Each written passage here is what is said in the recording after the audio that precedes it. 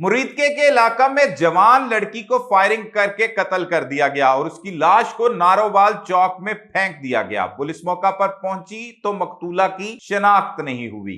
जब शनाख्त हुई तो मालूम हुआ कि मकतूला मुरीदके की ही रिहायशी थी और टिकटॉकर थी और बाइक राइडर भी थी। इसे किसने कत्ल कर दिया, इस वारदात में कौन कौन मुलव्विस था, ये तमाम तफसीलात बताएंगे आज के इस व्लॉग में। अस्सलाम वालेकुम नाजरीन, मैं हूं सलमान कुरैशी और आप देख रहे हैं मेरा डिजिटल चैनल। नाजरीन, चंद रोज कबल मुरीदके के इलाका नारोवाल चौक में एक जवान लड़की की लाश सड़क किनारे से मिलती है। पुलिस जब मौका पर पहुंचती है, देखती है तो उससे बजरिया फायरिंग कत्ल किया गया होता है।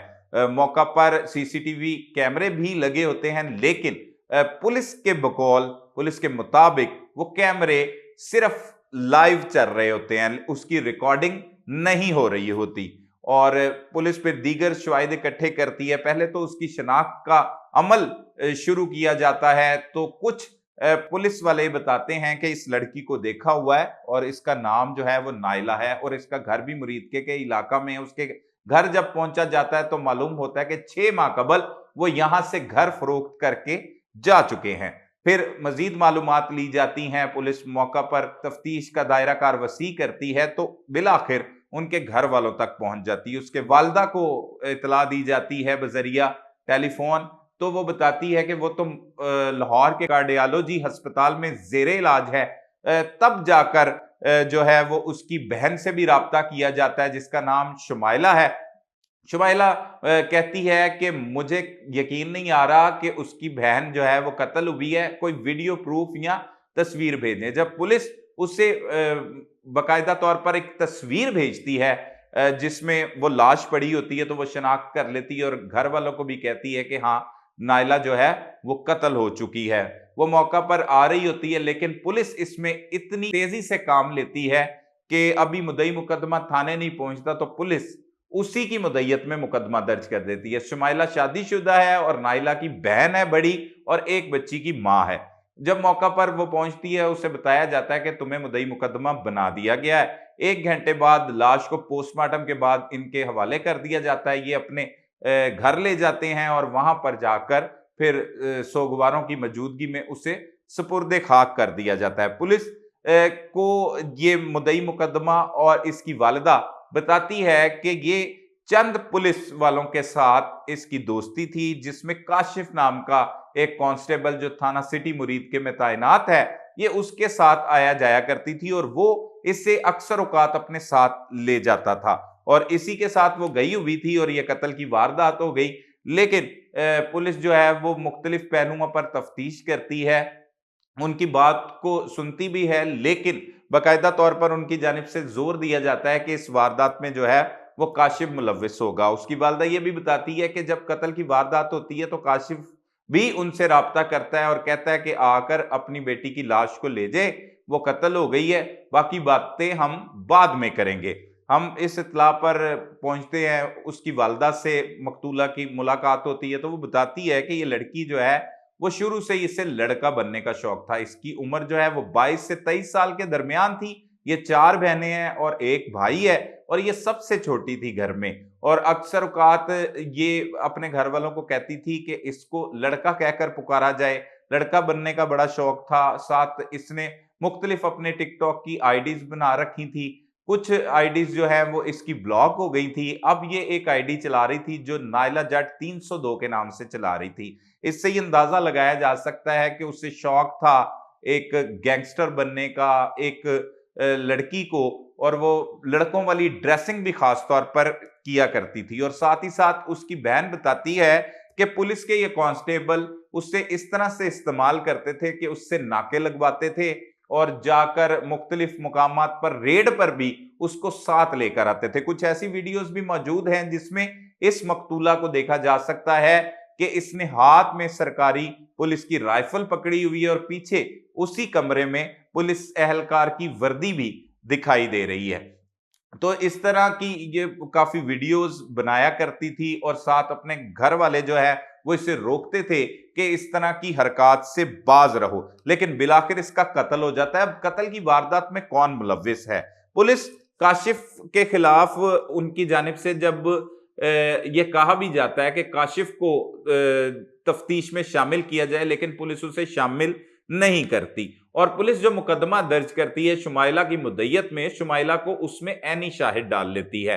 वैसे हैरानकुन बात है, जब तक अंदराजे मुकदमा के लिए दरख्वास्त ना दी जाए तब तक एफआईआर नहीं होती, लेकिन वो खुद मुद्दई मुकदमा हमें बताती है कि वो अभी रावलपिंडी से मुरीद के पहुंची ही थी, तो पहुंचते ही उससे पता लगा कि उसे मुद्दई भी बना दिया गया। इतनी तेजी पुलिस ने क्यों कर दी और मौके का ऐनी शाहिद भी बना दिया गया। तहरीर ये लिखते हैं कि नाइला और उसकी बहन जा रहे थे, पीछे से लड़के आए, लड़कों ने नाइला पर आकर सीधी फायरिंग कर दी और वो नामालूम लड़के थे। फायरिंग करने के बाद, कत्ल करने के बाद वो बासानी फरार हो गए।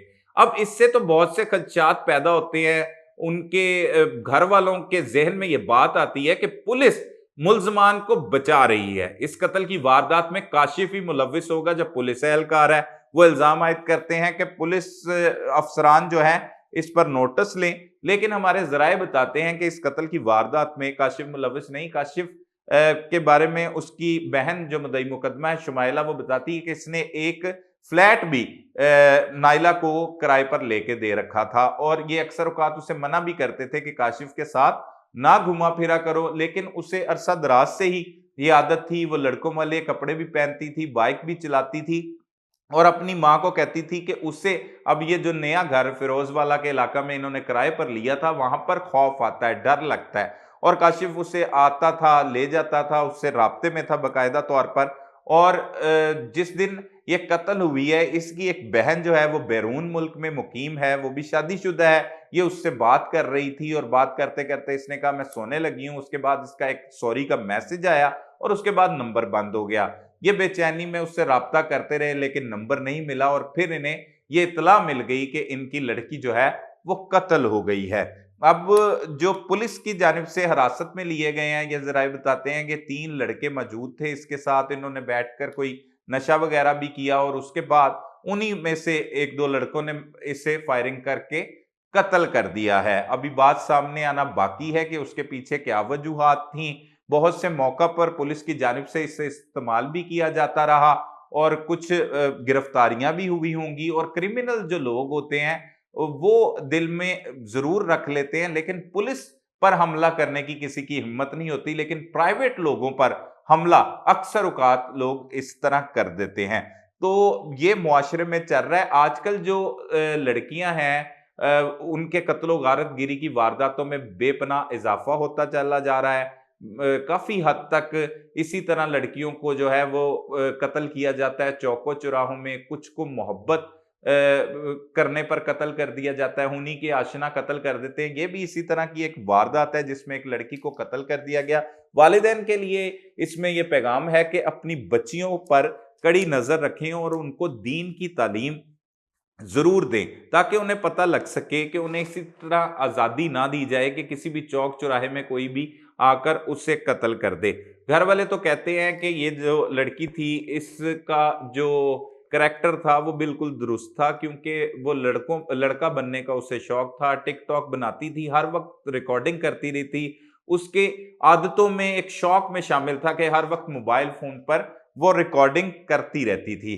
तो इस तरह ये लड़की जो है वो कत्ल हो गई और कत्ल होने के बाद मालूम हुआ कि इसका नाम जो है समाविया उर्फ नाइला जट था और नाइला जट के नाम से ये मशहूर जानी जाती थी। और इसकी बहन ने मुतालबा किया है कि आला हुकाम इस वाक़े का नोटिस लें और खास तौर पर आईजी पंजाब, वजीर आला पंजाब मरियम नवाज भी इस वाक़या का नोटिस ले कि उसकी बहन मुद्दई बनी भी नहीं तो उसे जबरदस्ती बना दिया गया। अब उससे भी जान के लाले पड़े हुए हैं कि जिन लोगों ने उसकी बहन को कत्ल कर दिया कहीं वो इसे भी कत्ल ना कर दे, क्योंकि वो शादीशुदा है, अलग से अपनी जिंदगी बसर कर रही है। उसकी वालिदा बन सकती थी, वालिद बन सकता था, उसका एक भाई भी है वो भी मुद्दई बन सकता था, लेकिन पुलिस ने इतनी तेजी की कि खुद ही उन्हें मुद्दई बना दिया और मौके का उसे ऐनी शाहिद भी बना दिया गया है।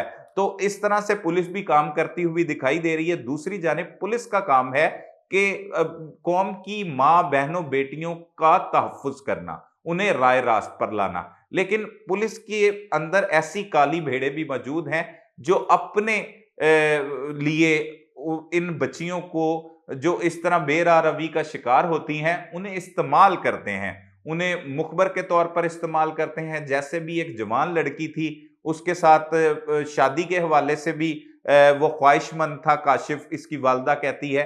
तो इसमें अगर अभी तक कोई शवाहिद तो नहीं मिले कि काशिफ ने ये कत्ल की वारदात की, लेकिन काशिफ इसमें कसूरवार है। ये तमाम चीजें देखना होंगी। महकमा पुलिस के अफसरान को भी इस पर नोटिस लेना होगा कि आपके ही एहलकार आपके महकमे को किस तरह से बदनाम कर रहे हैं। कितनी बदनामी का आपको पहले सामना है और मजीद कितना होता चला जा रहा है। अपने जो एहलकारों की, पुलिस मुलाजमीन की ट्रेनिंग करने की इन्हें बहुत ज्यादा जरूरत है और उन्हें समझाने की जरूरत है कि उनकी जिम्मेदारियां हैं क्या। तो ये तमाम तफसीलात थी इस कत्ल केस की, जो एक जवान लड़की का कत्ल हुआ नारोवाल चौक, जो मरीद के का इलाका है। मजीद इसमें जो भी अपडेट्स होंगी, कातिल कौन निकले, उन्होंने क्या इंकशाफात किए, वो भी आपको बताएंगे। तब तक के लिए अपने मेजबान सलमान कुरैशी को इजाजत दीजिए। अल्लाह निगहबान।